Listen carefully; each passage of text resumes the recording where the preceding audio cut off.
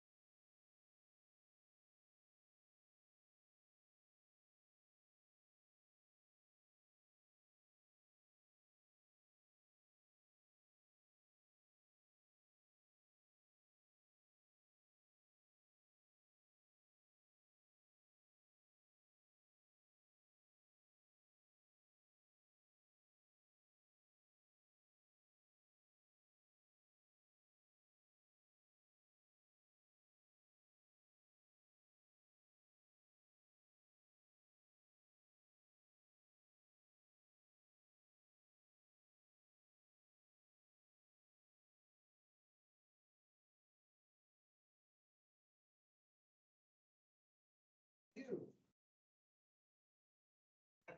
You still need that pole? Yeah, you can still get. Sarah said she had a guy. How many? Thought she could make it. All right, and then I would need to come somewhere to have them and they can load them, is that?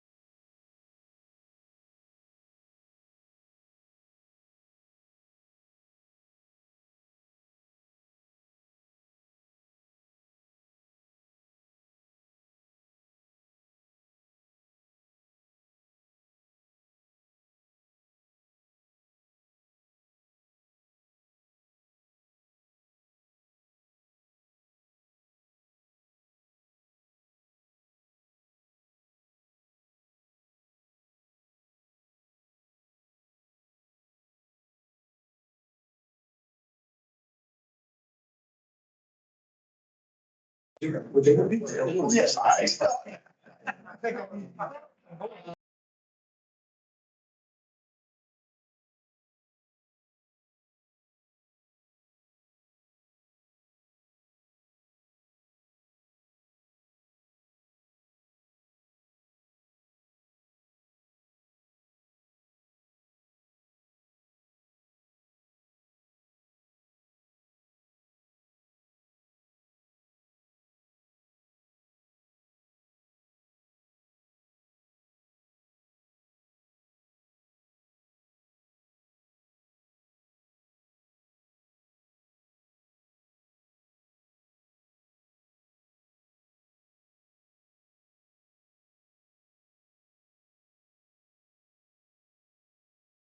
I think it's a change of that norm.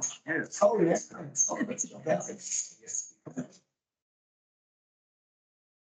Yeah, I thought people would change their minds. Text. Just. Yeah. Probably you. Jody, and it's good you from the table. Thank you.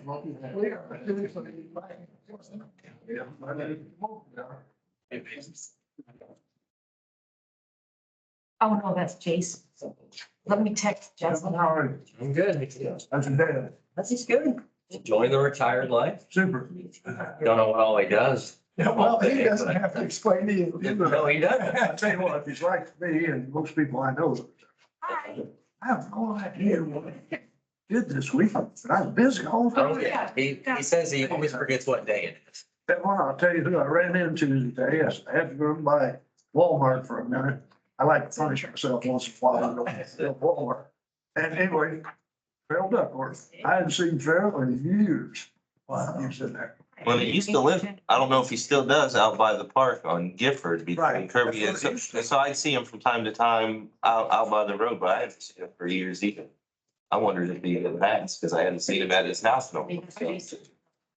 His wife died. I think he has a. I think he's there. Oh, well, I didn't know that. Well, now we can. Yeah, there was a lady with him that I got. Well, how is he? Should be fine. I mean, he's. Well, last time I saw him, it's just, but son, he's probably 50 years old. I don't know. There you go. He's got to be like. I was like, you're gonna be a main star. That's what I was thinking, mid-80s or 90s. I got Whale Lake. I mean, see, sometimes on the phone board, maybe. I said, you remember those? He said, "No, I don't really envy you going." I said, He would not recognize. "Oh, no." Okay, You can shake it.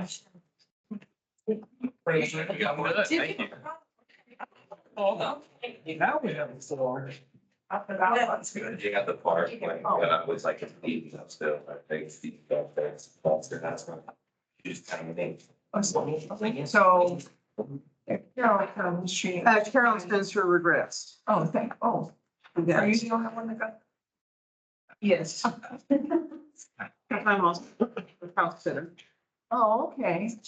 How's that? Well, that Mhm. you would know. All right, well, in that case. Did you? I'm sorry, John, did you say this is an update to what? Yeah, so the field report hours, the single sheet up here is the hours are getting less than it's supposed to. Okay. Great. All right, thank you. Well, call the meeting to order then.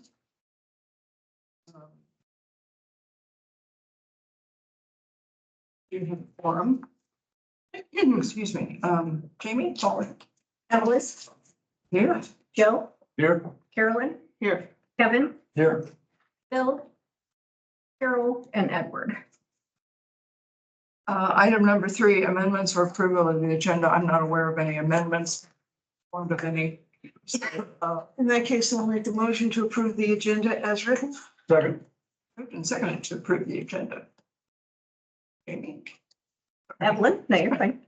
Yes. Joe, Yes. Carolyn, Yes. Kevin, Yes. Motion passes. Statement of compliance, I do not find that it applies to today's meeting. Moving on to item 5, public comment on non-agenda items. Louis is on the agenda, right? Yes, he is. You should be, yes, okay.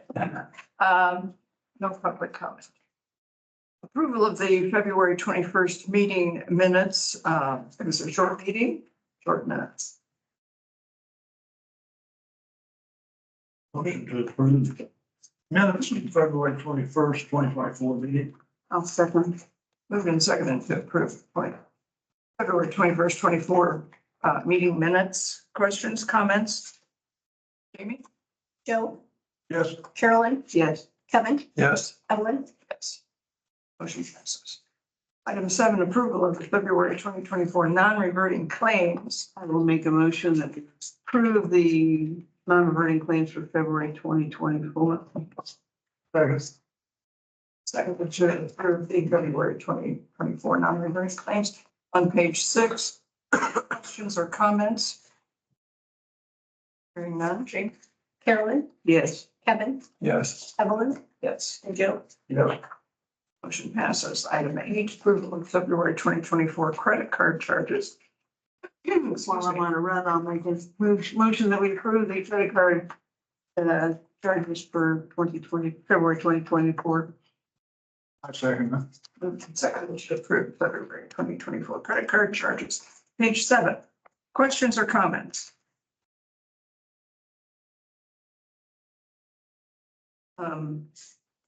The IPRA dues gone up. Oh, no, that's for the certification of playground, That's the playground stuff, yeah. of safety inspector program. No, yeah, right, just the membership. Oh, it's I'm not sure $4.99? for multiple I'm people. not sure. if Oh, it went up, but- this one. I don't know what 2023 was, I don't remember either. It's just one. about the same. They do a lot of things for us. We Yeah, do I read the, appreciate. Oh, I read their yeah. highlights every week or month or whatever, whenever they send them out. It is a good organization. So is that more than one day? Oh, that's a membership for a year. I think Carolyn was talking about the membership. I was accidentally talking about the safety inspector. Oh, right, so, okay. Two different things. Two different things.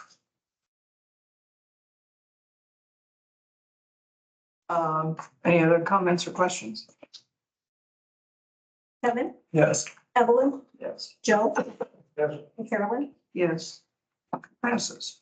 Moving on to new business. Surplus approval of 3 leaf blowers, concrete saw and scrap metal pile. Sorry looking like the stuff. Yeah, I've been collecting for a while and Richard had a bunch of stuff to get rid of from different departments, so it's time to add our stuff to that list and get rid of it too. So bunch of just random fence posts and grills we've replaced, and then all that equipment's got blown engines in it. It all looks like they've been rode hard and put away wet. One of those blowers, I swear to God, has been here almost as long as I have, Parks Department, so it's put in its time. So this then goes to the commissioners.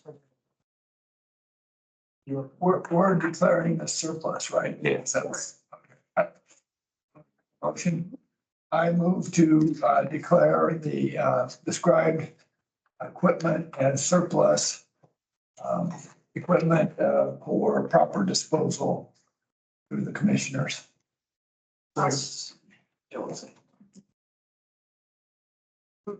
Joseph. I put Joe down. Okay, all right. I like the second, so. Moved and seconded to approve surplus of items on pages 8, 9. Any further comment, questions? Evelyn, Yes. Joe, Yes. Carolyn, Yes. and Kevin. Yes. Motion passes. Well, item B, pages 10 to 17. Centerpoint Energy, temporary easement. Kelly, is that you? Yes, it will, and unless Justin, you have something. No, I've got nothing to add on it. I will say that I went out to Jackson Creek Park today and sort of looked at that area, saw where they put up flags, but I've got nothing to add other than I think that the easement would be a good introduction to basically Centerpoint, and I think it's a good, albeit minor source of revenue for the county. They have to do some work on their gas line and the temporary easement. There's some wiggle room. is fine.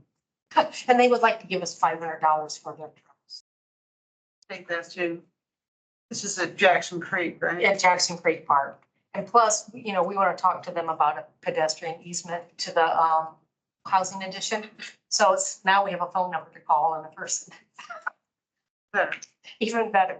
Yeah, I mean, they've done a lot of building in that area. Or at least north of that area. So if you're agreeable, you can vote on it. And then I'm assuming on page 15, Justin, you tell me, if, I don't know if Evelyn needs to come into county legal, so you can notarize this with her or, Well, well, we don't have a notary. that's a problem. We can find a notary. We'll find a notary, find you. I believe the prosecutor's office.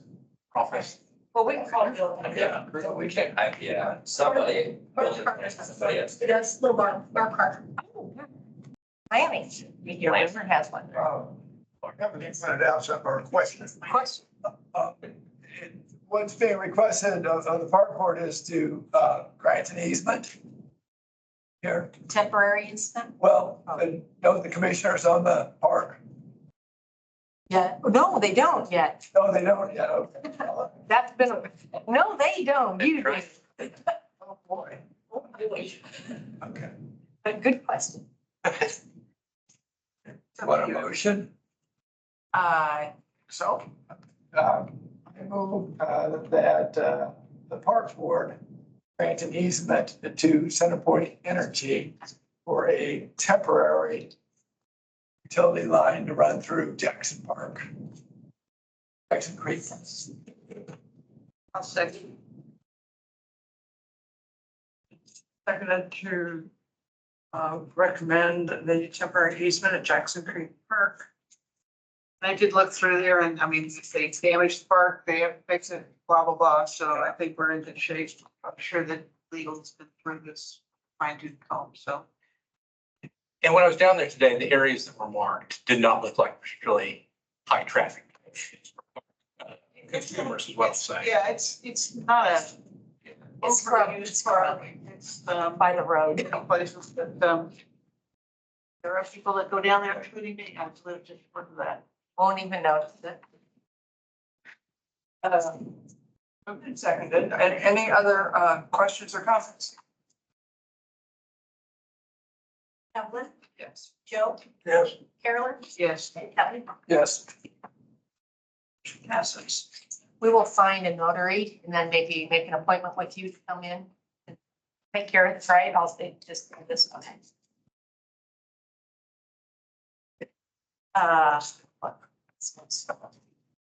Well, this should be interesting. Update on Jackson Creek Park. It may be interesting, it may be boring, it may be long-winded. If it is long-winded, you guys can help me to wrap it up. And there's a big map over there in case you want to find these spots. Short history of Jackson Creek Park. We received it, the foundation received it in 91.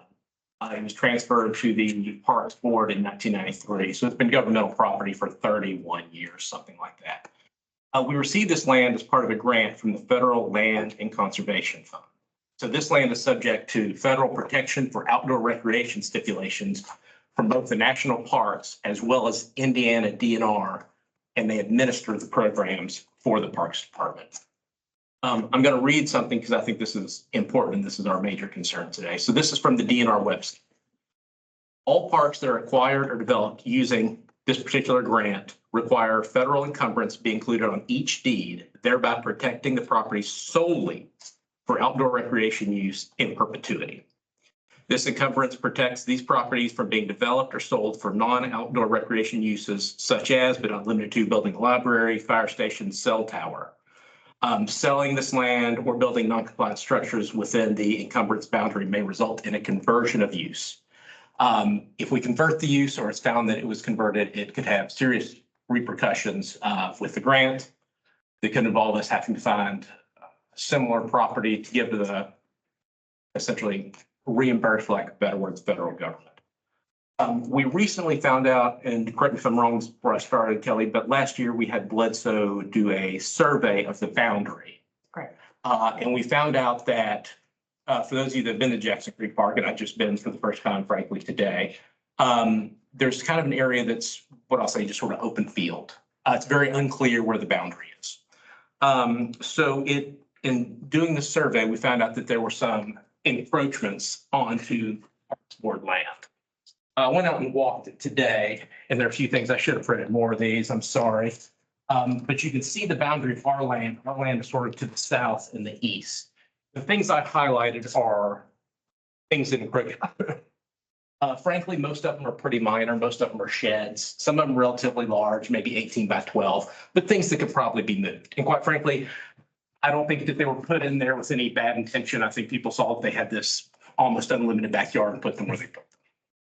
More concerning is there's a land, if you look at the map that, I made a big one, here, give me Justin. There's a pile. Yes, that one. well, let me show you that. Oh, This is the one we got from Bledsoe. There is somebody who's built a fence that extends significantly onto our property. It's hard for me to estimate how much, but the property, basically, if you look here where it says Jackson Creek on the Bledsoe map, it's that property right there that sort of faces to the south. Yes, just off the cul-de-sac. Is it the one that's, you got surrounded? Correct. Okay. So they built a fence there that extends not a foot or two, maybe 20 feet. To those trees or close? to Close to the trees. It was hard for me to tell. There's not any real land break there that you can see. Okay. But if you look at the, pulled off something from the GIS, and I'm not going to swear that this is 100% accurate, but the boundaries are basically at the edge of their boundary. And I assure you that when I'm out there today, that thing Oh, yeah, went that's way back. 20, 30 feet. Well, this may or may not be relevant. But Bledsoe did their stake survey, say on a Wednesday. Thursday, Friday, Saturday, Sunday, Monday, we come back, And there's the fence. fence was, Yeah. so the fence wasn't there. And somebody had moved their shed. One of the first times I went out there and we put in our boxes on the ground, one of the neighbors was out and was like, hey, does this mean we're gonna have to move our shed at some point? I'm like, well, I'm not exactly sure what the legal ramifications are gonna be, but within a couple of weeks, they had moved their shed, and within a week, the neighbor put up their fence. Yeah. So that I understand what you said, that Bledsoe staked the survey before they built the fence. Yes. Yes. So they. It was days later. No, it was, Get out of there. Bledsoe did it in the middle of the week, and by the next week when we by came that back, Monday, there was fence. there was. It's a crappy job done by the developer because basically their balcony is on their property line, which makes no sense at all, but that's not our problem. Doesn't meet setback requirements. So, yes, they saw the stakes, you couldn't have missed the stakes, and they put the fence up within 4 days. So it's very, very intentional. Very intentional. So what's the legal? Well, let me clear, are we talking about one person in violation or? We're talking about, I think that there's potentially 4 properties that are in violation. There's one fence.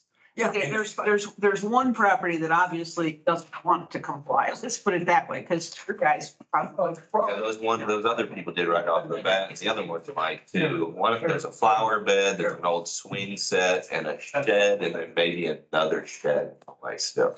So I've highlighted here. But that fence is the big The thing. things that I've dotted are just structures that I think may be on our property. Right. Okay, and then that is where the fence is. And the fence juts out a ways, like pretty significant. Yeah, it's a lot. It was one of those things that even without the benefit of the map. More than half of their fenced off area is on our side of the.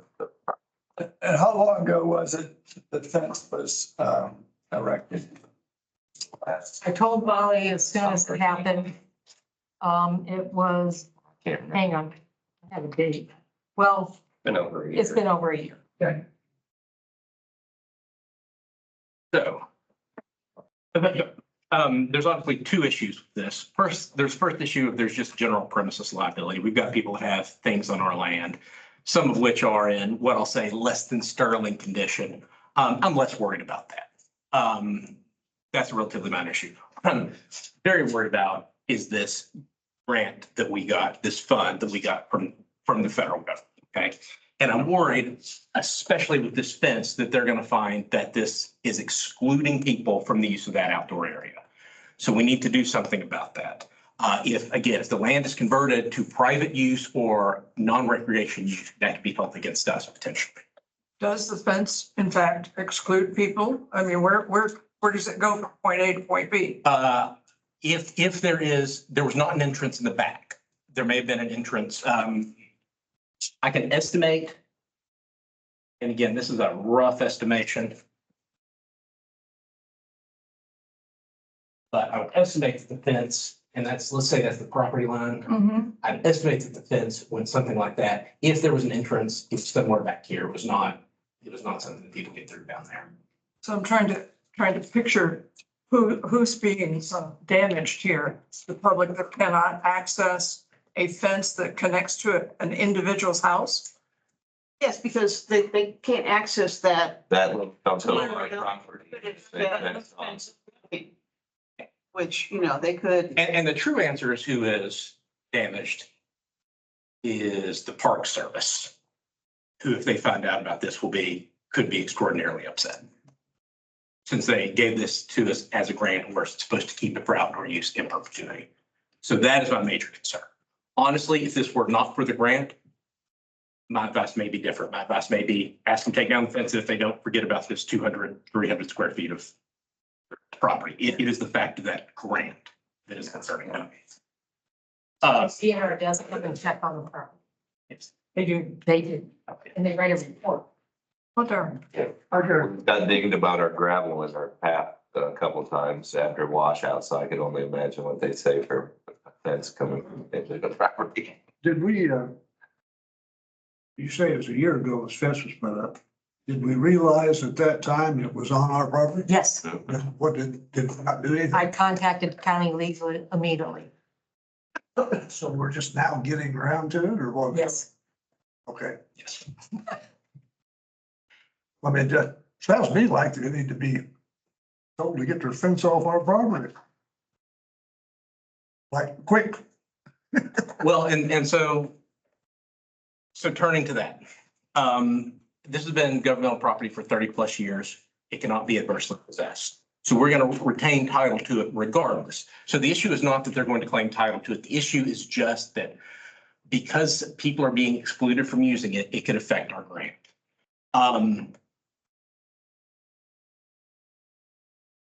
We do need to do something about this. And we have a couple options. Okay, one is we can do nothing, which is what we've done, which is a terrible idea. The other option is we do have a survey from Bledsoe that shows these lines. We can take that to court. We can try to prove that in court. We can bring a ejection action or a quiet title action against these folks. I would prefer not to do that because that involves us potentially having to sue 4 or 5 landowners. I think that's a bad look. What we've talked to Bledsoe about doing is what's called a boundary or legal survey. And there's a statute for that that's in the packet. Basically, what that involves is Bledsoe would, prior to doing another survey, they send certified or registered mailings to all the abutting landowners saying, we are doing this survey. They have to give them at least 10 days notice. That puts all those landowners on notice that we are about to do a boundary survey. And if they have any interest, they need to do something about that. Then Bledsoe performs the survey. After they perform it, they file it. And then when they file it, they send another certified letter to these landowners saying the plat has been filed. You have 680 days to file something in the Monroe County Circuit Court disputing this. At that time, this becomes final. And so basically, if we were to do that, it would involve doing another survey. But in 6 months after they filed the survey, it would be a legal survey and we would no longer have to prove its validity in court. So this one's not sufficient. Have to do a new one. I would suggest doing a new one for a couple of reasons. It gives the neighbors notice. It also allows us to not be the ones that has to initiate action. So in other words, if one of the neighbors see this and they say, oh, they're trying to take, they can sue us, okay? But we don't have to sue them for ejection or quiet title.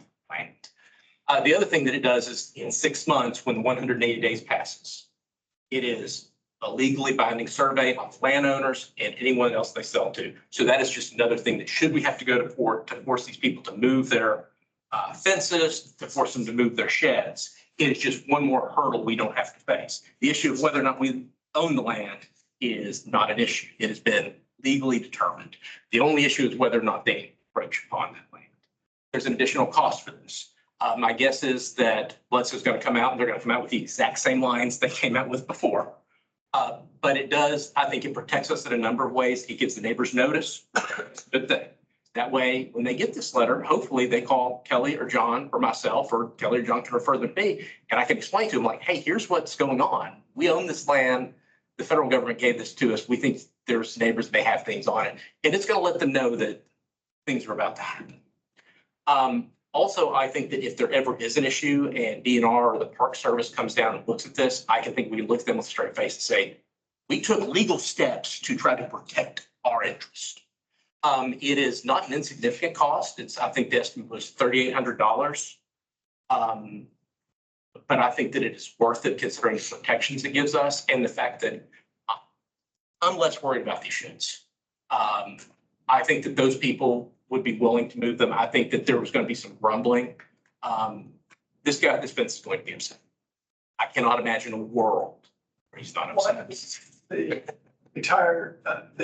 required time elapses, that would say 60 days after the survey is filed. 180. Okay.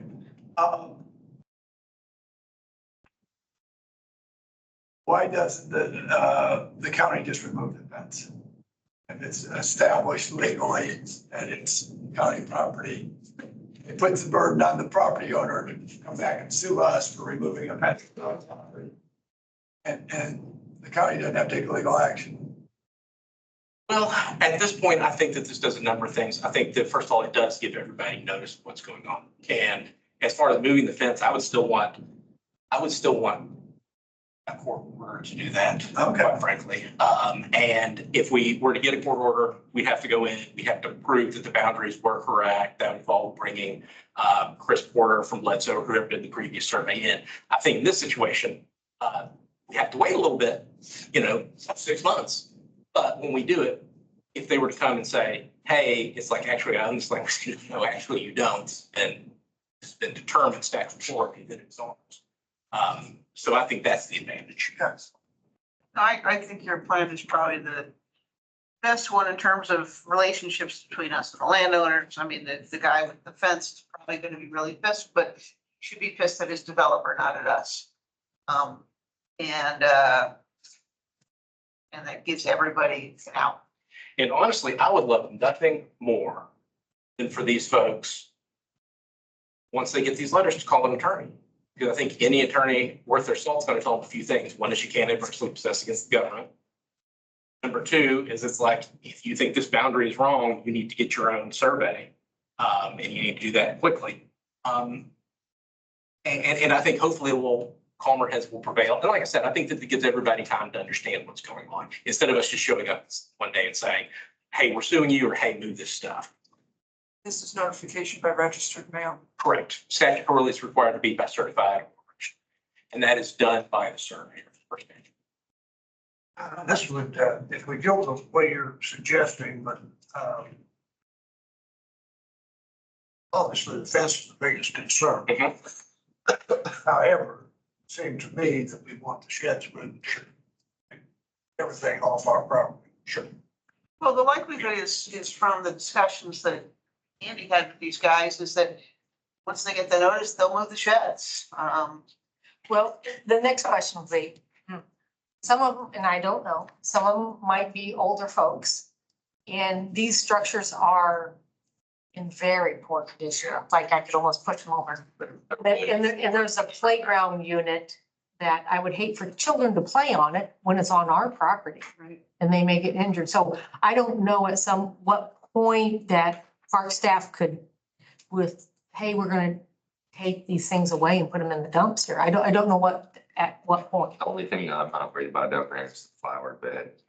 Realistically, part of that's on our place and that can just stay there. That It's dirt is what it is. I mean, it's quite possible that once they're notified, they'll contact us and say, gee, we're sorry. What do we do? And we can say, well, we can remove those for you if you. So I don't know if we need them to sign anything, even though it's our property. I mean, because if we take it, it's going in the dump, not picking it up and The land was, giving it to them. you know, perfectly well, quietly, you know, And I'm he really, doesn't care. me personally, I'm worried about the playground equipment. It's pretty rough shape. It's not much. Where is it? It's down at the very far end. And it's not normal playground equipment. It's like It's like an old wooden, wooden like, castle yeah. or something. Oh, yeah, here's a clear down in this direction. Oh, It's no. wooded Oh, up here, oh, clear down up, there. No, no, up, up. up in that corner there, the very. It's their playground. It's like a wooden castle structure. Yeah. It's weird stuff. It's not like a Thing thing that they had in the backyard. for the- Yes, they made it or That's something. exactly what I had. Kids are probably about 30 years old. now. Yeah. Yes. Yep. Yes. So, Justin, tell me again how we, came to be the recipient of the federal government's largesse. How did we get this? Oh, my goodness. About 30 years ago. Well, the property was given to us Yeah. by W.R. Dunn and, Naughty. yeah, Bob Snoddy. Oh, And, yeah. They actually deeded the property to the Monroe County Foundation, as it turned out, or us, what it is. It was the foundations for 2 years. Actually, I think it's a community foundation. Community foundation went to the Parks Board and the Parks Board now owns it. Right. And we applied for a DNR grant through the federal government. Right. It was administered. And that's how they got involved. Yes, and you put usually the land up as a match, which means the whole property is protected. And we did have another situation, but DNR is quite aware of this property. This is the same property that floods Yes. all the time. Yeah, and our trail washes out and they Yes. get upset about the gravel on our trail, yeah. Yes. There's no giving it back. No, there's the creek that runs through back there and then there's all that kind of marshy land. So we had our beaver last year. Yeah. Yeah. Well, in a couple months, I'll also talk about playgrounds, but everything's good going to that part. Everything, we're gonna make big improvements hopefully in the next 2 years. So anyway, you look at it, and I'm not proposing this, but, if we told Andy, go down and tear that fence down. Well, what could probably happen is the property owner most likely would sue. And for us to defend ourselves, we'd have to have a legal survey. I think we defend ourselves with a regular survey, all the time, for it to be wrong, but I doubt that it is. I think more than that, I think that if we tear the fence down, I do not see a way that we avoid a suit. Mhm. And the neighbors are not going to be particularly thrilled if we just go yank down a fence. Even the other ones. Even the other. Yeah, probably just seeing their neighbors and friends having that happen to them, it probably wouldn't be good either. Yeah.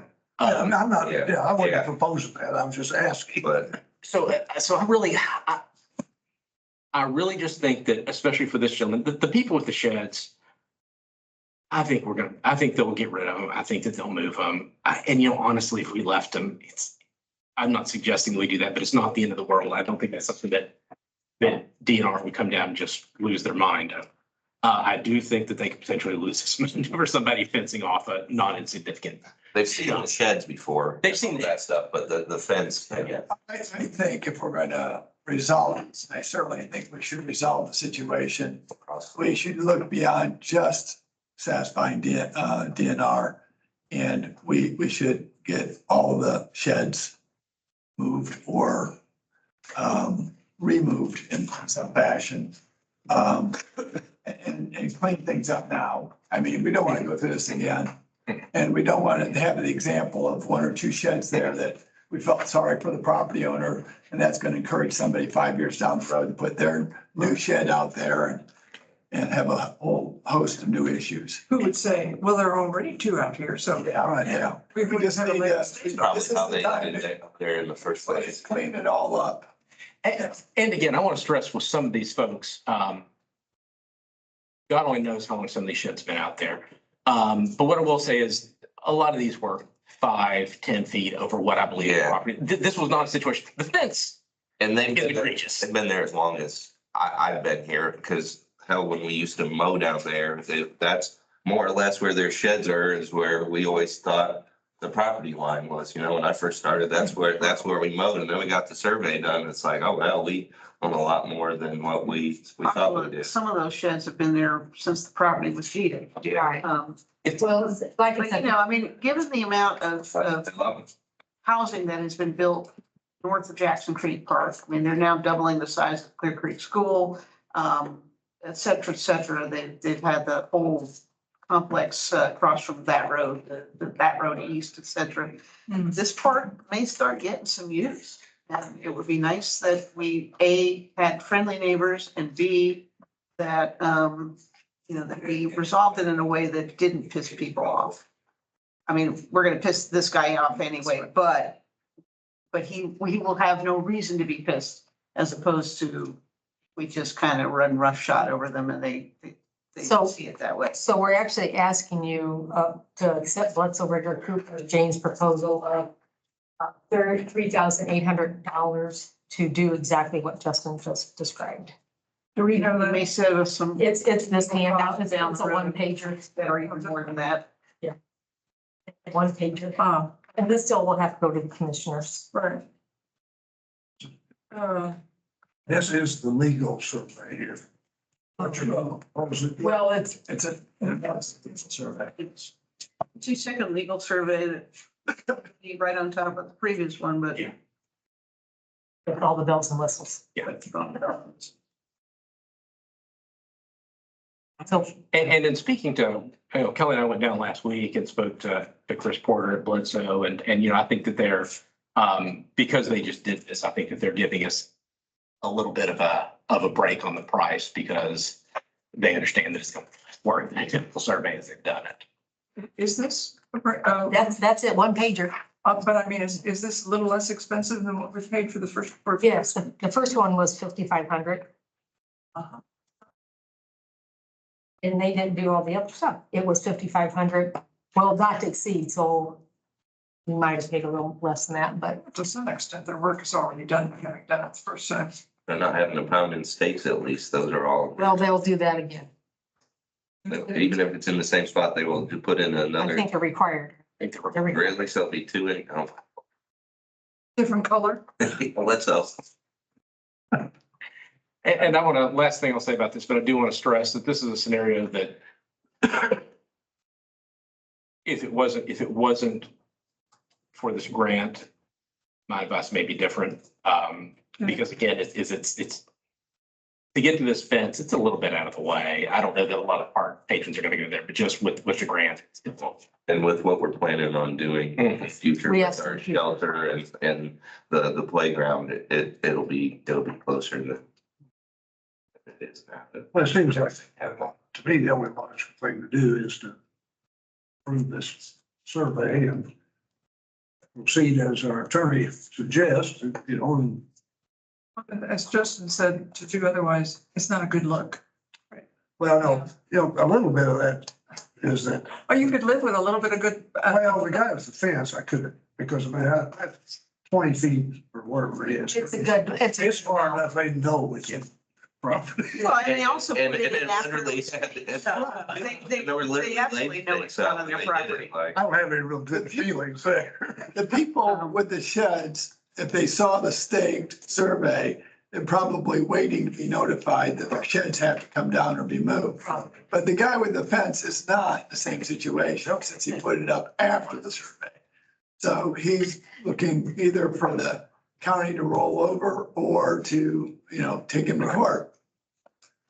But I this don't, way he has to take us to court. Yeah, And then he's got to pay for it. it sounds like this is the only way to, you know, take care of it and protect ourselves against any problems on our grant. So, and to just know our borders in general and our parks, which is something that we always should be trying to keep doing with all of our parks. It's important to know where our edges are. so you wouldn't, To approve the $3,800, what's over for James. And then we'll take it to the commissioners also for their approval. I make a motion to approve. Fee of $3,800 to for James to provide a legal survey at Jackson Creek Park. Second. Moved and seconded to approve the fee of $3,800 to Elizabeth Cooper and James. Any further comments?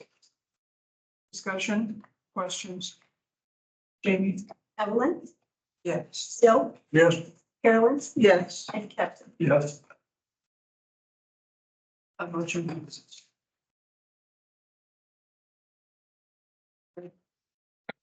Uh, I appreciate it, even if it's. Even if I thought it. Okay, so, Flatwood Trail, Park Trail Improvements, page 26. Who's speaking? Flatwoods Park is getting renovations. We'll be having, hopefully this year, if things work out, maybe early next year, a new restroom facility. We already have a new playground. Hopefully we will have 3 pickleball courts, 1 high school basketball court with also a little goal on it. And we're also preparing the park for a trailhead to go back to the RBV school system and to McCormick's Creek State Park. So Flatwoods Park is going to be very important in this. The interior park trails are not up to my satisfaction. So Stanley, I and John, riding around the entire park, looking at all the trails. We rerouted some. We're going to put new ones in. Flatwoods is normally very wet. So Stanley and Tony, who does a lot of the work, suggested that we put in culverts, tiles, stone at strategic place on all these trails to enhance the trail experience. So you're not completely in water 12 months out of the year. You think this might help like for 8 months? Yeah, I mean, the whole time it's wet out there, there's just so many old ditch lines that run through the old fields out there, around the old fields that our trail crosses these old ditch lines that if they're wet, it's really wet. So with all of the improvements, we believe even more people will be coming to Flatwoods Park because it's packed with the playground. Every time I go out there, the playground has children all over the place. So with all these other improvements, we want to give a trail experience. Also, in a few months, Edward and I are going to come back with another proposal for Flatwoods Park, but it won't interfere with trail improvements and locations of these trails and how do you read the trail map. And every trail will start and end at the same point. They don't do that now. People have gotten lost. So our trails, it'll almost be impossible to get lost. You do all this work with your staff. Yes. Yeah, it'll be Tony, our full-time, who's our equipment operator. He'll be putting in most of all the culverts and. Yeah, they're not super big. Culverts around this, No. be stealth around. So, But there will be no confusion. People, and we'll be making new signage. It will almost be impossible to get lost. So these improvements should help with the drainage, but if Yes. you have real serious flooding, are these improvements themselves going to be jeopardized by, major water events that can and will likely occur on that property in the future? I'm sure there'll be minimal stone loss at some of them during some of the bigger flood events, but it would just be something like any other culvert that we have, we'll just have to look out for and add more stone if it comes to it. So, I mean, this will help people use these trails. Right now, the water, But with the example I'm thinking of in my head is having read a few days ago about a project, I think it was in New Jersey, maybe North Carolina, they added $500,000 worth of sand to the beach as a Oh, yeah. barrier, to retain the beach for the foreseeable future, and 3 days later, it all washed away. No, we're not dealing with the ocean, just some pitches. A little better. no, this isn't a yearly thing. I mean, we may have to, put a little stone here and there, but the trails will be usable most of the time and people will not get lost. A couple places, it's not even a culvert, we're just putting in some flat drain tile to provide, you know, it's just to help with it, so. This part is- idea that we were, oh, There's Stanley. the idea that we're going with is not redirecting any water whatsoever, letting it flow the way it wants to flow, and we're just putting rock and stone and building up a little bit so the water can still flow exactly the way it was. We're just That's going a little bit above it, that's all. Okay, We're just helping the people get across it. We're not changing any flows. sounds good. What do you want from us? Well, I just wanted to know that we're at least going to be spending maybe up to $8,000 on this project. And I think it's well worth every penny of it, especially since the commissioners have put hundreds of thousands of dollars improvements into this. I think the trails are an important aspect to this. Try to use as much of the debris, not debris, with the like gravel, wood chip, that we pulled out of the old playground that we've got piled up as some of it, and then buy stone for the rest of it. Yeah, now if you've got places where the water, you'll do better with using a larger stone Yeah, and then top it. yeah, that's our plan. And use tubes or something at the bottom, let the water kind of go through that way. Yeah, that was our plan. Sounds like a good idea. I just either want to, it's up to you if you want to vote, but we're so excited that Flatwoods Park is getting such a renovation in a year or so that we're going to be. Also, the community is real excited. I've had several people say, comment very recently about Flatwoods, and they're glad, and you're right, the playground, amazing. Every time I go by there, it's always busy. Oh, my goodness. Yeah. So look for in a couple months. Edward and I are coming up with an idea.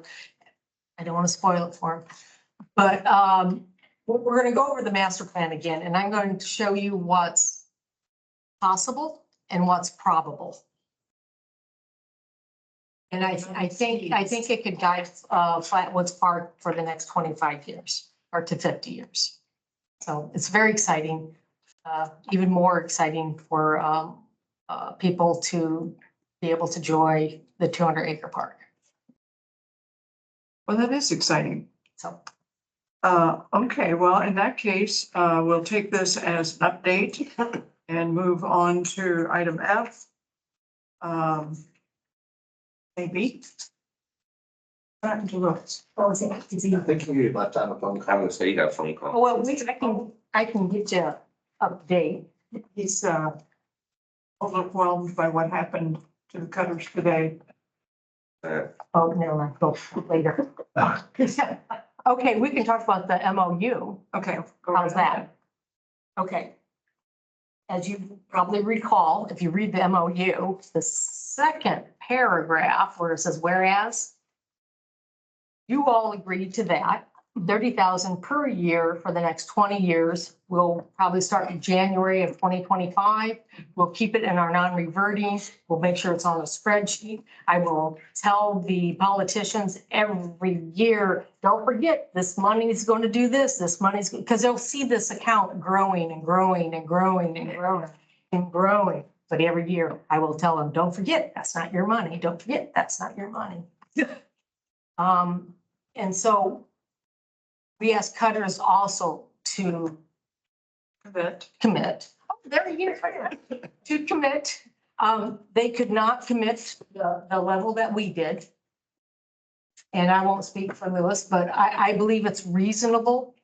I believe that when this expires, we also have our rental agreement expires. We can roll things together. I believe we have to put faith in Cutters, that they will continue donating and they will continue committing to additional funds and they will continue to fundraise each year. And we can keep asking them, how's your fundraising going? How's your fundraising going? Because I believe we have a really good partnership built on trust now. And because it's not exactly what you all promised, I still think it's a very good start. And I believe we should agree to it, and I believe we should give it to the commissioners to approve. But I will let Lewis speak. Yeah, sorry, it's been a bit of a day. So That was a long time coming. I talked to the board quite a bit, trying to figure out what level of support we could get. Where we are right now is the $20,000 a year, 2 installments beginning in 25. What that money is actually money that we currently can guarantee we can give to you right now. We have it in the bank. And so that gives us running room to get into a fundraising cycle where we can routinely have, because right now this is not in our budget. We don't have $20,000 of extra money in there. And so that is something that we are committed to doing because we are committed to this partnership in using Carson Athletic Complex as our home for the foreseeable future. And we know that you gotta put money in, you gotta put it in, it can only happen. And so Mike Grubb made that commitment. And so it was took a few months for us to get to this level and get executive committee support so I could take it to the rest of the board. And that's where we are now. And so I'm open to any questions that you might have. I'm pretty transparent about where we are as a club, nonprofit soccer club. We don't have a ton of cash, but we do have this actually from our tournament fund that was focused on field improvements. Of course, we don't own fields, so we're going to devote that money towards the Parks Department in moving forward. Plus, the synthetic turf fields will have been built in the next year. So over this course of till 2028, we will be trying to get them on those fields. They will be wanting to play on those fields. We will be working together. So hopefully when this is expired or is up for, renegotiation, everyone will be happy. So you said it's going to the executive committee, but not to the board? It has. I have gone to the executive committee and the board. We got that done in December, and it was about making sure the link. So we are 100% approved on the Cutters side.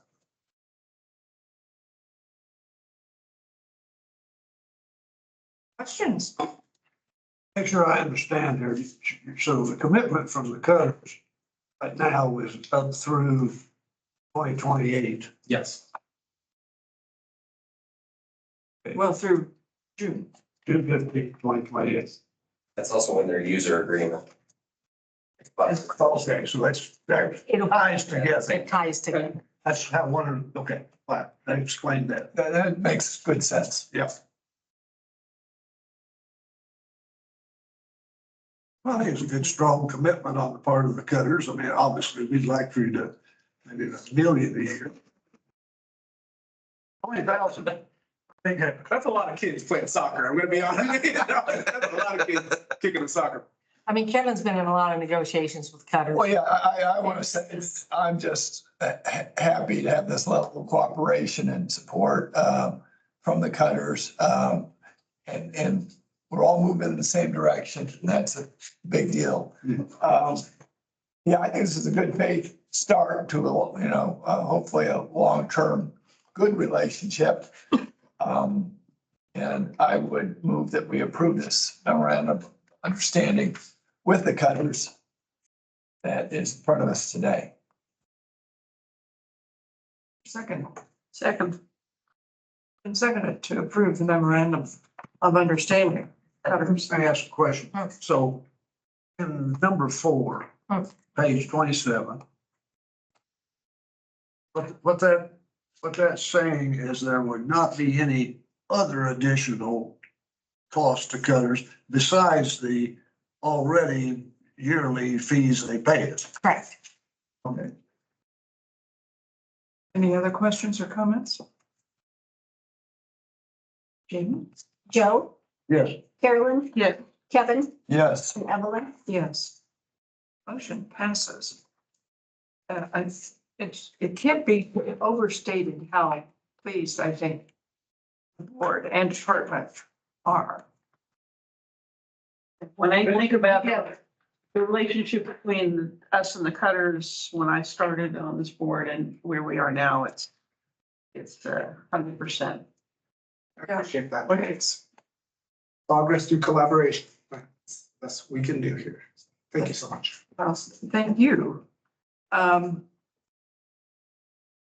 And now you're free to go answer your phone. This is. That's a lot going on. Item G, Karst Athletic Complex, annual, and I already commented to Joe. I thought this was the best we've ever gotten as a compilation of lots of information. It's been years coming together. It's been compiled before. My personal reaction to this was, wow, this is well done. That's a good picture. There's the room. And it also have the Cutters received a copy of this? Oh, they will when John puts in Yeah, a new we page. This is the stuff. Because it's very easy to see how expensive it is to maintain the athletic complex. One suggestion, if we haven't already done so, is to provide a copy of this to all the members of the Board of Commissioners and the County Council, along with, if we haven't done so, a thank you letter for their approval of the recent funding for the developments of the Karst Athletic Complex.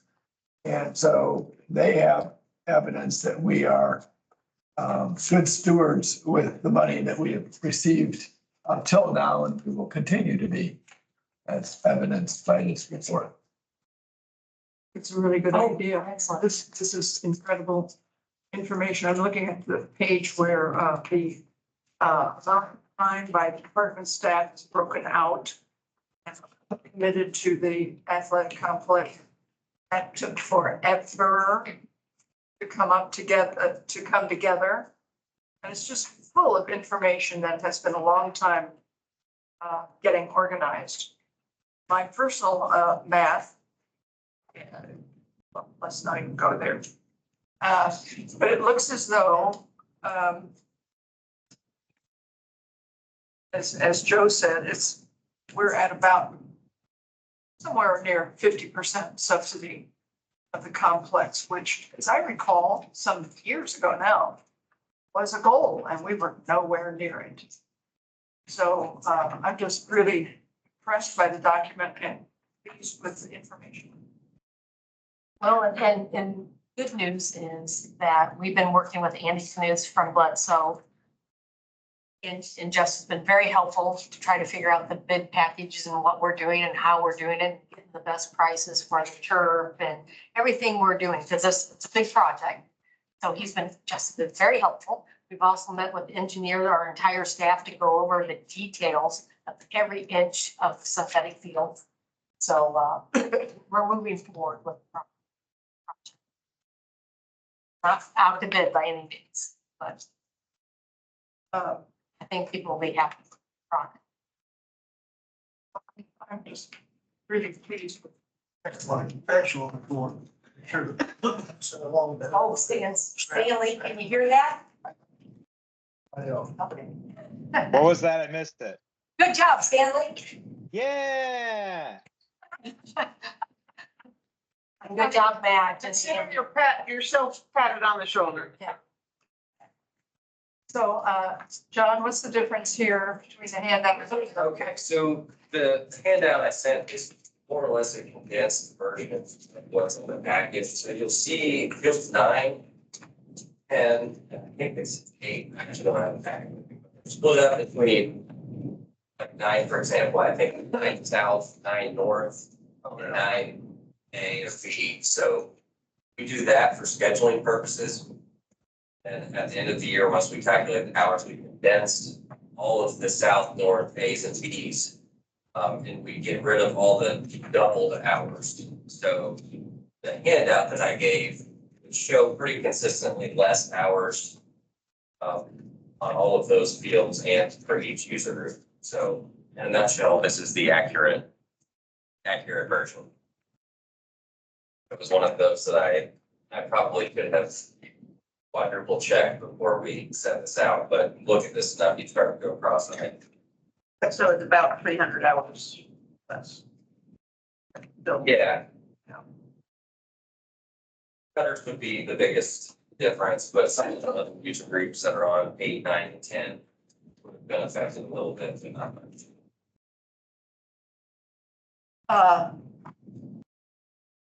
So I had a question about page 6. See if I can figure out what it was. Fortunately, I didn't write down some questions.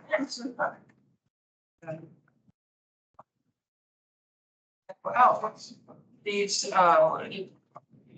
numbers for capital assets, are those, What we paid.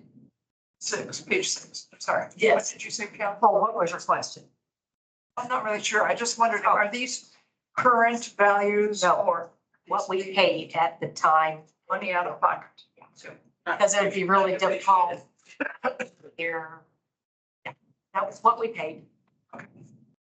Now the insurance might be higher on them, but that's here and there.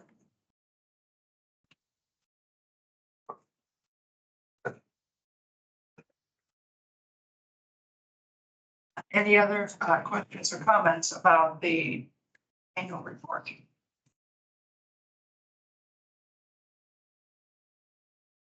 Move on then to, other than, again, well, John. Pages 29 through 33. Financials, budgets. Are we solving? Yeah, it's a pretty vanilla month. Our collections are starting to ramp up pretty quickly now. Last month was still pretty slow, but. February was. Starting to get outboard rentals though, for sure. Yes, and car stay camp registration is open now. There's a few people already paying for soccer programs, so that's quite a bit of money in collections as well, so. I think it's going up drastically next month. I do have a budget comment. Today, the Kellogg Endowment Committee voted to recommend to the Community Foundation of both in Monroe County, and I don't have the exact amount, but between 13,000 and 14,000 to go toward to buy 3 new water features at the splash pad. That costs around 16,000. The park board, if you recall, a few months ago said, whatever the difference is, we'll make up. So that's all good. We're getting over 15,000 from the Community Foundation. The rest we'll take care of. Will be under $3,000. And we will have 3 new water features. Working water features at the splash pad this year. I thought that meeting was tomorrow. It was today, but it was okay. We had a quorum. Okay. There, your schedule's free. So that's good news. That's good news. There's a splash pad. Any other comments or questions about financial pages?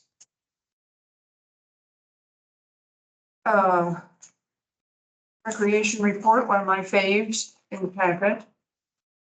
Oh, real quick. We will buy the $16,000 worth of water features and the Community Foundation will then get us reimbursed. So you'll see it go down. Good to know. Page 42.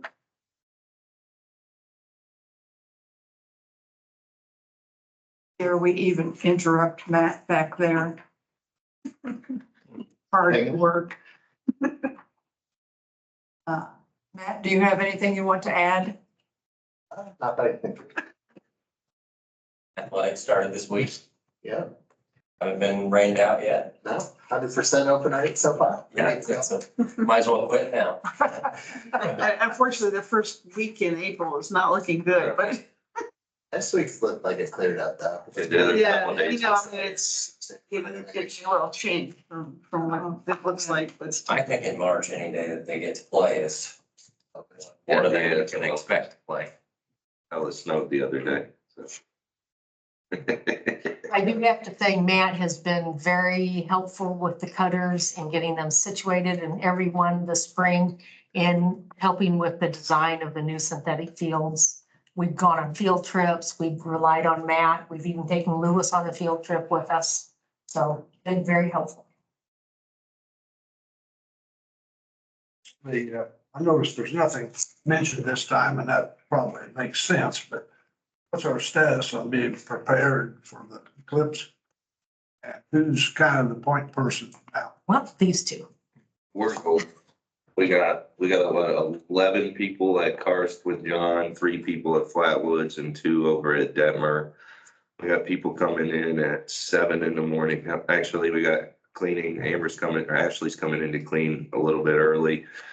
So she can get a head start on the day, and then we're staggering people in between 7 and 9 and then booting them out as soon as we can get everybody cleaned out of the park. So I think we all got safety vests, park gear. I think we're ready to rock and roll. Got tons of supplies. So I think our bigger concern is not so much people leaving, but parking for people coming in. So our plan is to station people at the various parking locations, start funneling them to a specific lot first. Once that one fills up, funnel them here, then there, then there, then there, just to avoid people going back and forth. Because that's the worst part about carts is once they start going back and forth, there's that bottleneck over by the pond, but pretty much everywhere, especially if people start parking off the sides of the road. Right. So I'm thinking that once we hit capacity for parking spots, we'll shut the gates and then reopen them once people leave. If somebody wants to leave early, I would after they set hours of traffic, but I guess Are we I having, confess, I will not be coming to the park. that's all right.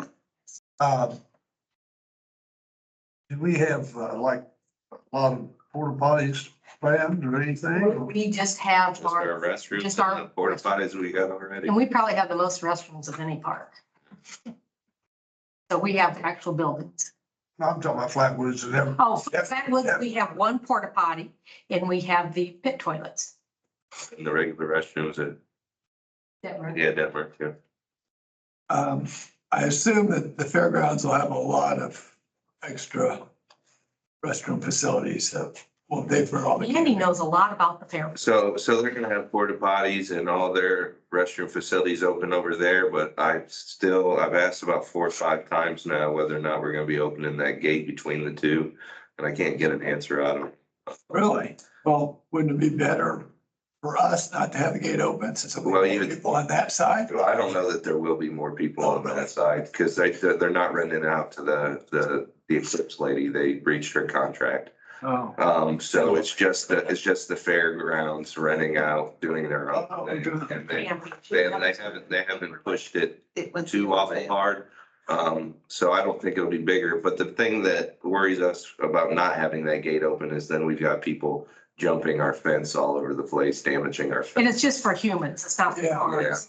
The reason I ask that is that if we don't have enough restroom facilities, they got portalets. We've got Fairgrounds people will go over there. We've got more restroom space, probably even Than they with the do. porta pots that they're gonna, yeah. Okay. Well, yeah, if you don't have a way to get between them, people find a way and it won't be the best way. I think I'm more concerned with Flatwoods. On that, I think Carson, you're probably okay. Flatwoods, you don't have much there. Nope. There's also there's not much parking at Flatwoods either. Yeah. The people will want to park along the entrance. That, I mean, as far as I know, we wouldn't be preventing them from. No, really just on the grass everywhere else. And like, even the athletic fields, if people are gonna go out on them and sit on them at cars, we're gonna allow that. If people are doing like sports out there and getting rowdy on it, we'll shut that down, but we're not gonna try to kick every last person off the soccer field, because we'd be doing that. I mean, they're more than welcome to walk on the soccer. So they're not gonna hurt it any more than the soccer. Yeah, unless it's like straight up slop out there. Then I see. Straight up slop. Yeah. So interesting. On this, the subject of cars and parking, would it be of any value to have some copies of a rough map of the park with showing, where the roads go and where you exit and where you can park and not park for people? Cause I can imagine people getting in there and not remembering the way to get out and having cars go, you know, on the same lanes going opposite directions and having trouble with just people knowing what to do once they get in the park.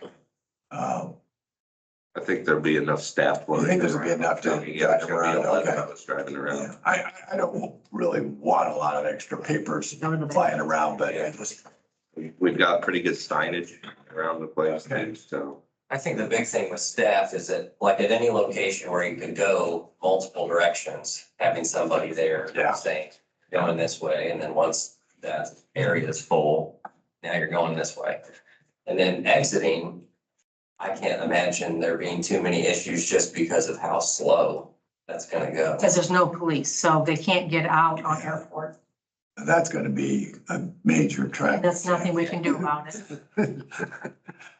Especially if, like, I was just thinking if 45 gets, if people take 45 to exit 69 south, Yeah, you can be backed up from 69 exit to it's gonna be a hard place to get out of. there, yeah. But there's Cause nothing. it'll back up to that light just for the fair.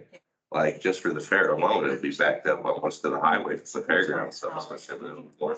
I'm gonna walk up to. Everyone's just got to be patient. Yeah. Motion from the yard. Maybe on my bicycle, to the extent I can go anywhere. So, John, do we have an update on t-shirts? I don't know how many we've sold, but more than I expected. Talking about the t-shirts again? Yes, you want to show up? Yes. That's my. Nice. Did she pay for it? I say Penny Githens has been, Or 5 of them, Oh, actually. yeah. been wearing this everywhere. Also, we could have sizes. People could look at, this is a front logo. Yeah. Yeah, that's nice. It's not as lots of colors. This is just, I got. If I had to guess, we've sold upwards of 150 of them. Okay. Good. Not bad. And, the companies, it's worked smoothly. Yeah, so it's really nice for us because once they order it, it's hands off. I mean, you don't have to do anything. You just don't make, so if a shirt is ordered for $16, after shipping, you're paying $24. But we're only, after it's all said and done, I think $3 a shirt. But it's not really much we didn't have. Right. You know, And that's not our goal. And we don't have to worry about that. And it's been good advertising. Sure. Githens has been wearing hers everywhere and she keeps, like, she said that she ran into a couple at Bloomington Hardware was gonna order them for themselves and their friends coming in from Nice. Colorado. So, it's out there and it's, And our goal was to direct traffic to the foundation website. So even if somebody doesn't buy one, but they take the time to look, they're going there. Well, it will be interesting. Last item on the agenda, I gotta say, this is an amazing location. now, what would you like to talk about? Well, when I don't, well, here's the letter on correspondence. And there's the map. And I know Justin's going to meet with someone. Yes, so I was out of the office when we got this information. Within a couple hours of getting it, Jeff in the office reached out to Maller. Specifically, there's a legal assistant there named Nicole that he reached out to with some questions as well as trying to set up a meeting. As soon as I got back, he was out for spring break, so we're trying to just loop back around with them and figure some things out. Namely, we're trying to figure out if there's any current leases on the property, if any of the property is currently being farmed, whether we can continue to farm the property, things of that nature. But we are in the process of having a meeting with the folks from Allard Grodner. It's just a matter of getting that scheduled. Yeah, certainly the fields along 46 and also these two fields along South Smith Road have been in corn for as long as I can remember. Deer like, that's for sure. But this is just a superb location. And it's been a secret for, I don't know, Kevin, some years. I don't know the beginning of the secret, but it's been a secret a long time. Our restaurants, yeah. 2002. So I assume the commissioners are aware of this or, Yes, okay, Jeff, it's told yeah. Commissioner Representative and Council Representative. I thought it kind of interesting that the Monroe County Parks and Recreation is beneficiary. And we're gonna figure out who actually, how we can deed this. It would be best if it was deeded to the Monroe County Parks and Recreation Foundation first, so we can get grants. And then they would donate it to the Board of Commissioners.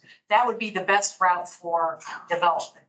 But whatever the trustees tell us we must do, that's what we must do. But What a generous gift. Absolutely. Millions of dollars. And, you know, I mean, it's so nice to not lose that green space. Yeah. Now, this is prime development. So It is. wonderful. Well, everyone I'm sure is driven by and goes, oh, I wonder when that's gonna be a house. Well, it's not. The apartment complex. Yes, yes, well, it's not. And if you look across the road, her brother owns that. He's, I'm assuming alive. which road are you talking about? Thomas. I don't know, the road of Moore. Oh, Moore's. Or City. 46, he's on the road. Both sides. So at some point, I'm assuming the family said, here, Thomas, you get this, and here, Nancy, you get this. And Nancy was living in Philadelphia forever. So we never met her. She never met us. She just decided to do this. So the brother has that hayfield that's on the other, on the north side of Morse Pike. Sorry, where is it? Where's It's up here. It's Five stories. Yeah. Yeah, and he has more land too. Are these buildings that are part of the farm? So there's lots of options to, we don't know what the trustees will let us do, like to continue farming, to see if there's a cell tower there, to rent the farmhouse to a caretaker, maybe the caretaker who lives there, who's farming, you know, there's a lot of things that we could do. Hopefully they let us do.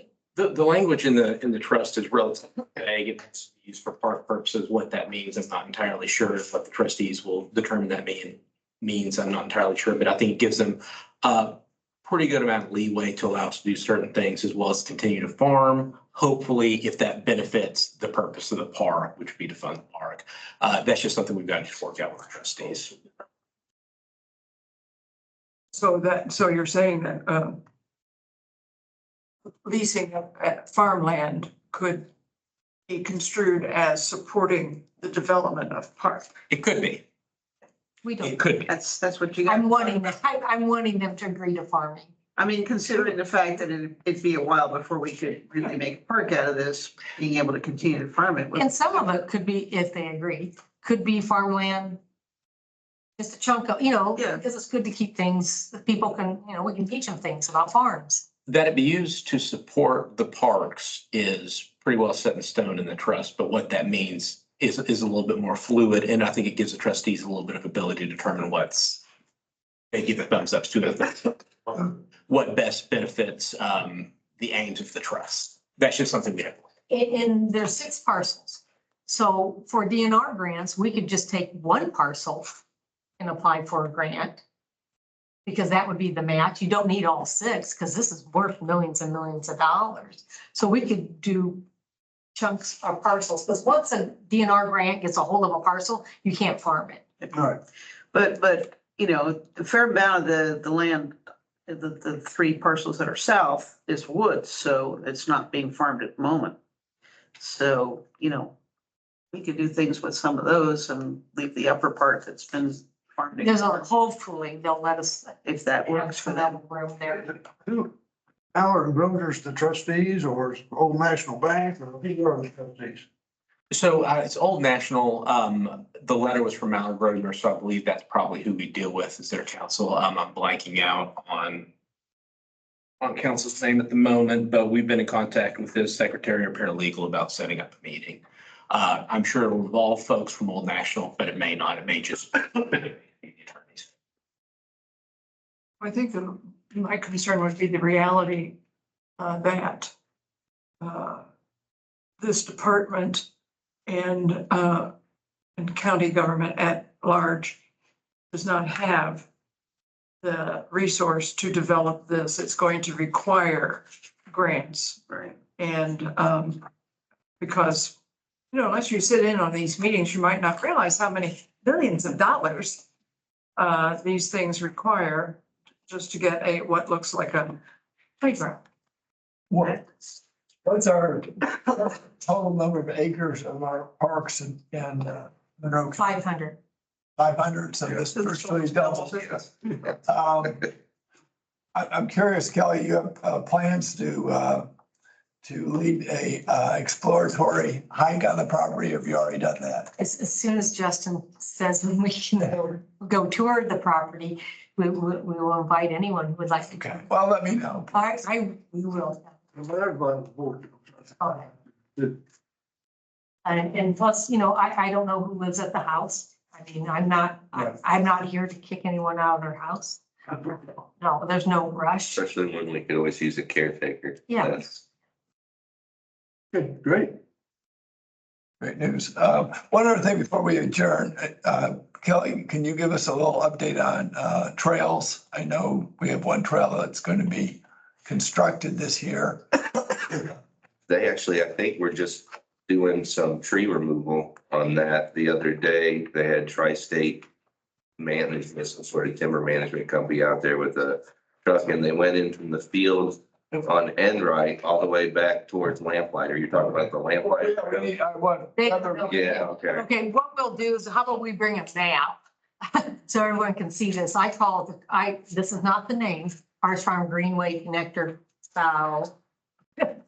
And give or take, Bloomfield 446, around Steak and Shake, Liberty Drive. Does that sound familiar? Yeah. You know where a Steak and Shake is? Okay, give or take, close It'll enough. connect up to the multi-use paths that were put in with the work that was done on the intersection. Yeah. I-69 and all that. Oh, there's all those sidewalks that go to nowhere on Yeah. on Second. It started there with those multi-use paths that were just recently created and head up Liberty Drive to Constitution. Well, they might have changed the little things, but anyway, it's going to go through a cornfield over yonder and it's going to hook up at Cars Farm Greenway. Right Probably at the railroad. probably best if I bring it It'll maybe. be- Or on Gifford. They want Excuse me. her connection to Bloomington to the Cars Farms. So that'll be completed by it's a highway department project, not ours. We'll just manage it when they get done with it. But they were in there taking down trees. It was either yesterday or the day before, so. Better get those done Gonna this fast start season. working on their track. Is that gonna They happen did. after? Well, I don't know if they started working, but they've got survey stakes up for it already. Wonder whether they were gonna wait till school was out or. I still have to go to the commissioners. They have them approve that, I think. I mean, they've already approved it by, yeah, go ahead and do that. But we have to have a legal document from Bledsoe, which I think I have. I'll give it to them. They'll go, yep, we're going. And they'll do it maybe in the summer when school's out. Although I think Steven said they had people cruising around their short cut on the trail around. Already. They could. I haven't been on that section of the trail. I think they've started minimally. So there's another trail. This isn't the name. Cars Farm Greenway North Connector, Will Detmer Park. Go west, you'll hit the Cars Farm Greenway. Hopefully that may be done. Highway's working on that. They're having the bridge costs a little more than they anticipated. Okay. I don't know. I mean, it's supposed to be built 4 years ago. So anywho, Right there. this will be connected to the B line. So we'll say that's north. Steak and Shake south. By the way, I went to the Monroe County Democrat lunch yesterday and asked a question about parks. But we got a really sterling recommendation for people to use the new trail out to Ellisville. Oh, yeah. I mean, here's another update, is that when you get to behind the Bobcat of Ellisville, that's that. Ellisville got a grant from DNR. They'll hook it up to the Heritage Trail. The Heritage Trail will go to the town hall, and that's the grant. I'm working with the Ellisville folks and the Owen County folks to get it from the town hall to the RBB school campus to Flatwoods Park to Owen County. Owen County then will take it at some point to McCormick's Creek Elementary, McCormick's Creek Elementary to McCormick's Creek State Park, McCormick's Creek State Park to their boat launch. Then just yonder, they got a grant very close to the boat ramp to Spencer. So we're getting closer, getting closer. That will require a map. Well, we don't have the, we don't like to put exact trail routes, but I can tell you where this is and that is, and we're gonna get to there. And DNR is very supportive of all that. Yeah, we meet at McCormick's Creek State Park once a month with the director. And sometimes also the state park director comes down for our meetings. So they're all very, very aware of it. And McCormick's Creek State Park is getting a new entrance. It will be a roundabout. I think NDOT's going to be putting it in the next couple of years. Right, It's 43, right? it's about at that stoplight. Yeah, 40. And so they will have a new, and they're trying to figure out how to get bicycles across it and all that stuff. NDOT's not been very agreeable, but has been pushing. But You're gonna have bike paths all the way up to there. You gotta get them through the well, intersection. the director from McCormick's Creek State Park has talked himself silly to NDOT, so NDOT, when they don't want to move, they don't. So he's doing the best he can. Question on, you were talking about the Ellisville area, they're getting from schools to Flatwoods. Something changed in that area about ownership of property or something? Well, yes and no. Been working with Ellisville. They have been annexing the property. They've been asking people to be annexed in to Ellisville. So we're just kind of in a holding pattern and they've been talking. They know our goal, which is their goal, is to get to Flatwoods Park. So they are working, Mike Farmer is working very hard to get me a path, a trail. So we're working very hard. And one last question on that, and then I'll shut up. When, and I don't know how to pronounce this, but I call it Kahi. Is it Kihi or Kahi? You know, it's not Kihi, it's some German pronunciation. It's Katie. Kahi. Yeah, but is it, Kahi. I think that's right. It's not how we. when that was put in, I'm sure they put in sewer. So have we ever thought about that? Because that is, Like Farmer said, it's not getting to Flatwoods yet. It could be 20 years. I don't know. But they all know it. We have conversations every 30 days about it. So Good. they know it, but it's not going to be anytime soon. Good. Because we'd have to have a lift station and the property around Flatwoods, someday we'll have housing additions around it. When that happens, there will be sewer. okay. Anything else for the good of the organization? Oh, I was going to give you an update, but this is real fast. We cannot have a septic field at Flatwoods Park. We have been talking to the Indiana State Board of Health, the Monroe County Board of Health. Back and forth, planning, building. Everyone says we have to have tanks and we have to pump. There is absolutely, we have done We did 2 or 3 Three of different them. soil samples. 3 soil samples. We flunked. Yeah, they weren't what they needed in either spot, so without major Well, mediation, they each. zero. Yeah, it was, I'm you know, not surprised. So anyway, we're designing 3. 3 1,500 gallon tanks can join together is what. And Andy most likely, said. we have to, well, you have to get a permit. Because this is in the future, the state law will change. We'll get a permit and then we prove that we pump it on a consistent basis and we prove that we do what we say we're going to do. And they have alarms and all these things. I think we will make things. I think it will work for us, particularly as a governmental entity, but it's gonna be an ongoing expense, and we're gonna need to budget for that. It's fortunately, believe it or not, It's only $100 and some to get a regular, Really, like 1,000 gallon home septic tank pump, so. what's the charge for receiving the stuff at the sewage treatment plant. I have no idea what that is. You pay $100. No, I mean, Todd comes, we have a contract with Todd. Yeah. They come, they do it. But they only charge $100 some bucks. Yeah, so it's not, It'll be negligible. yeah, it will be, and for some reason, the sewer makes it, we can convert. And honestly, to put a septic field in, you were looking at least 30 or 40 grand. Oh, yeah. Septic field alone. So you'll be able to pump, I bet, 10 or 15 years before you get to the point you would have been putting in a septic field. I always wondered, just by the definition of flat, how we were going to get a septic field in there anyway, but Well, they didn't know. Andrews tried very hard. Well, and- pump systems can be higher up, apparently, Well, high enough. Yeah, but not high enough. The dirt just was not what they wanted. Well, the soil. Immediately. Yeah, it's, Well, but it mounts us to the top of the They said no, they said no to. We had multiple conversations. would you lower after? Yeah, and we'll have flush toilets and running water. Actually. that's what my thought was in the beginning anyway. Yeah. I think keep pushing on that sewer. Well, I do. Do you know Mike Farmer? Oh, yeah, he's a wonderful guy. He knows. It's really not that far. Yeah. That factory is far.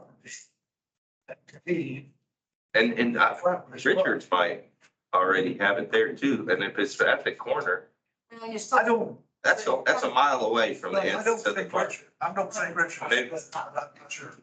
Maybe they might not. So I think Mike says, wait a little and it'll come. Okay, Okay. motion to adjourn. Oh, thank you. Moved and seconded to adjourn. Thank you all.